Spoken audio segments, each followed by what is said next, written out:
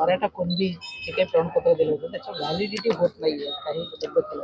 असं आहे की फक्त मराठाच नाही, तर राज्यामध्ये जेवढे जेवढे जातीचे प्रमाणपत्र आहेत त्या सर्वांनाच व्हॅलिडिटीची जी प्रक्रिया आहे ती लागूच आहे.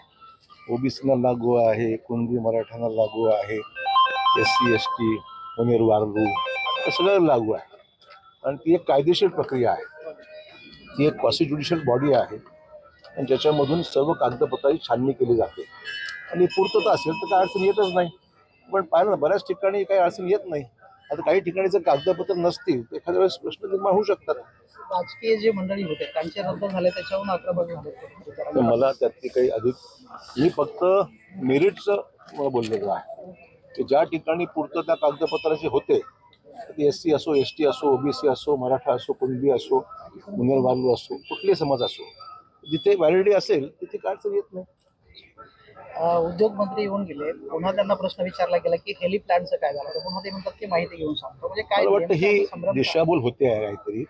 मागच्या वेळी वृत्तपत्रामध्ये मुख्यमंत्र्यांच्या समवेत उद्योग मंत्री असताना जो करार झालेला आहे त्याच्यामध्ये उद्योग सचिव होते, संबंधित कंपनीचे ज्येष्ठ अधिकारी होते, त्यांच्या स्वाक्षरीने झालेला करार आहे जो रेकॉर्डवर आहे.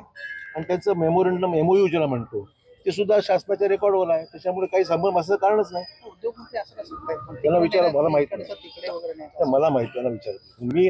रेकॉर्डवरून तुम्हाला सांगतो अशी वास्तव जी आहे की पण मुख्यमंत्र्यांनी हे घोषित स्वतः केलेलं आहे. टीव्हीवर बघा तर मुख्यमंत्री राज्याचा प्रमुख असतो. साहेब, उडान पुलाचा भाग मागे कोसळला. आता रस्त्यावर 2 ठिकाणी वेगवेगळे खड्डे अक्षरशः मोठे पडले. कार गेली, कार टिप्पर गेला. मी आयुक्तांना विचारतो, मला एक त्याचे म्हणजे ऐकून आहे नेमकं कशामुळे घडलं माहिती घेतो. बँकेच्या अनुषंगानं काही ठरलंय का? बँकेचं ठरेल काय काय किरकोळ विषय, छोटा विषय. राष्ट्रवादीच्या अनुषंगानं नव्यानं काही वाद निर्माण होताना पाहायला मिळतात. त्यांचा अंतर्गत विषय, आमचा काही विषय नाही.